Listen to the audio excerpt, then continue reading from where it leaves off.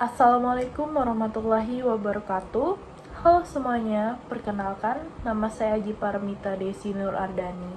Pada video kali ini saya akan membahas secara mendalam mengenai salah satu konflik agraria yang menimpa masyarakat adat di Indonesia, yaitu masyarakat adat Dayak Bakatiriuk di Dusun Sebalos, Kabupaten Bengkayang, Kalimantan Barat. Kasus ini menjadi salah satu contoh nyata bagaimana masyarakat adat harus berhadapan dengan perusahaan besar yang membuka lahan di wilayah adat mereka tanpa persetujuan, dan bagaimana persoalan tersebut harus berlanjut hingga hari ini.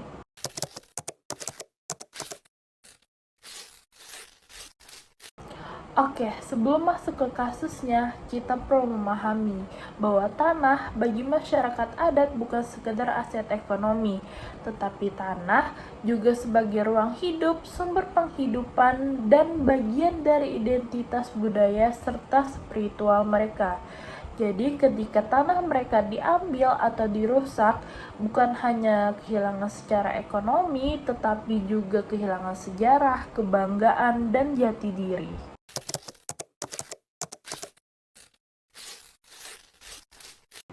Mari kita lihat kronologinya secara ringkas. Sebelum tahun 1998, masyarakat adat Dayak Bakatiriuk hidup dengan mengelola tanah adat mereka di Dusun Sebalos. Lahan itu digunakan untuk berladang, berburu, mencari hasil hutan, serta upacara adat dan kehidupan sehari-hari. Namun, sekitar tahun 1998, sebuah perusahaan bernama PT Ceria Prima membuka lahan di wilayah tersebut. Perusahaan tersebut datang dengan membawa izin perkebunan sawit yang dikeluarkan oleh pemerintah daerah. Sayangnya itu semua tanpa persetujuan masyarakat adat di wilayah tersebut. Sejak saat itu, hutan adat ditebang dan digantikan oleh kebun sawit. Lahan adat seluas sekitar 117 hektar hilang dari kendali masyarakat. Warga Sebalos mencoba untuk menolak dan memprotes secara damai, tapi justru dari mereka malah ditangkap dan dikriminalisasi oleh aparat keamanan. Mereka tidak menyerah. Pada tahun-tahun berikutnya, masyarakat menggelar hukum adat, menuntut pengembalian tanah, dan menjatuhkan sanksi adat terhadap perusahaan yang dianggap melanggar wilayah sakral mereka. Kasus ini menjadi simbol perlawanan panjang selama lebih dari 2 dekade, perlawanan masyarakat adat untuk mempertahankan hak mereka atas tanah leluhur.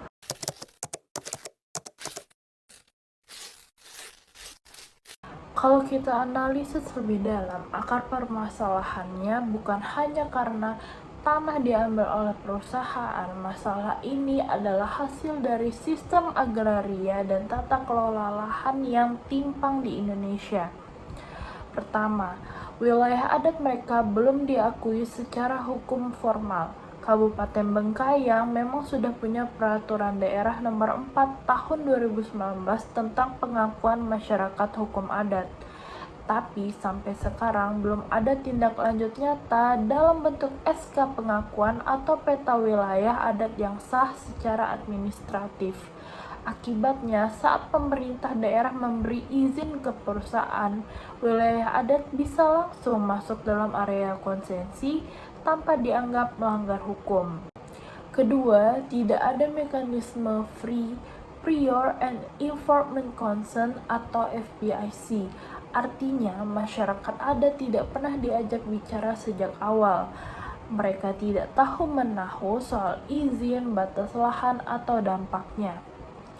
Yang ketiga, terjadi ketimpangan kekuasaan antara masyarakat adat dan perusahaan besar. Ketika perusahaan punya modal, akses politik, dan jaringan hukum, masyarakat adat seringkali tidak punya representasi kuat untuk membela diri. Dan terakhir, ada kegagalan pemerintah daerah dalam menjalankan aturan yang sudah dibuat. Perda yang seharusnya melindungi justru tidak diimplementasikan dengan baik. Inilah yang disebut sebagai kegagalan struktural dalam tata kelola agraria.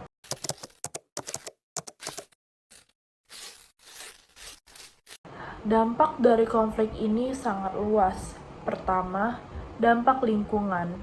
Hutan yang dulu menjadi sumber air dan tempat berburu kini hilang.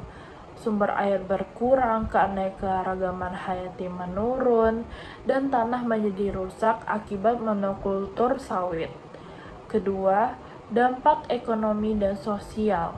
Masyarakat kehilangan lahan untuk berladang, sehingga banyak kini yang bergantung pada pekerjaan buruh harian atau hasil upah rendah di sekitar kebun sawit.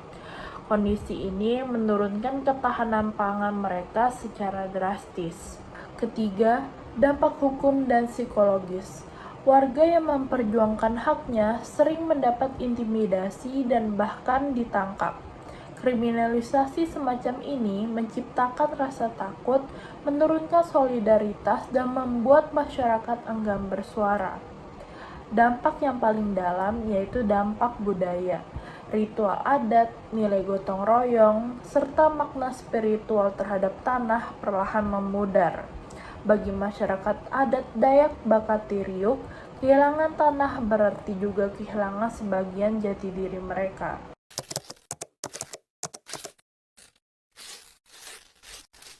Lalu, apa yang bisa dilakukan?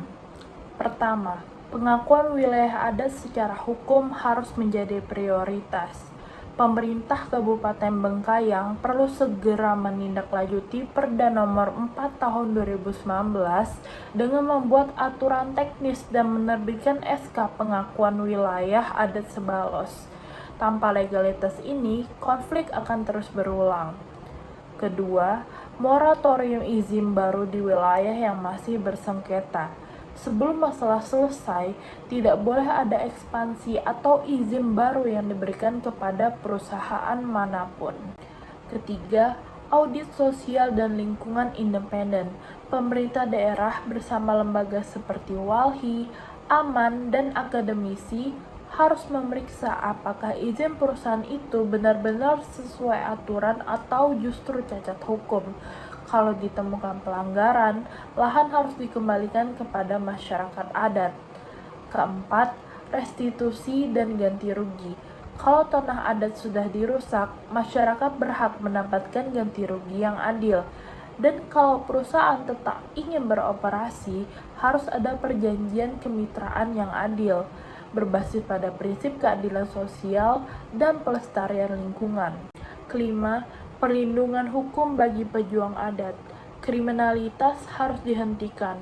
Warga yang memperjuangkan hak atas tanahnya tidak boleh diperlakukan seperti penjahat. Sebaliknya, mereka harus dilindungi sebagai pembela lingkungan dan penjaga warisan budaya bangsa. Dan terakhir, pemberdayaan ekonomi alternatif. Pemerintah dapat membantu masyarakat adat mengembangkan usaha berbasis hasil hutan non-kayu, pariwisata budaya, atau pertanian berkelanjutan. Dengan begitu, ekonomi masyarakat bisa tumbuh tanpa harus menghancurkan hutan adat mereka.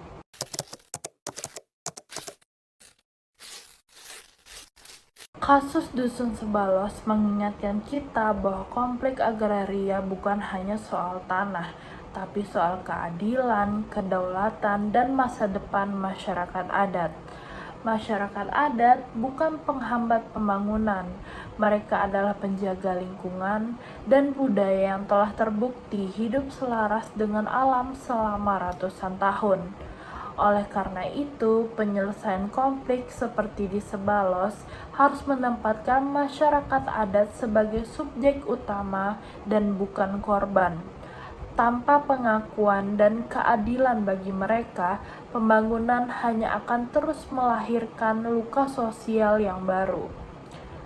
Semoga kita semua bisa belajar dari perjuangan masyarakat adat Dayak Bakatiriuk dan menyadari bahwa keadilan agraria bukan sekedar wacana, tapi sebuah perjuangan nyata demi keberlanjutan hidup.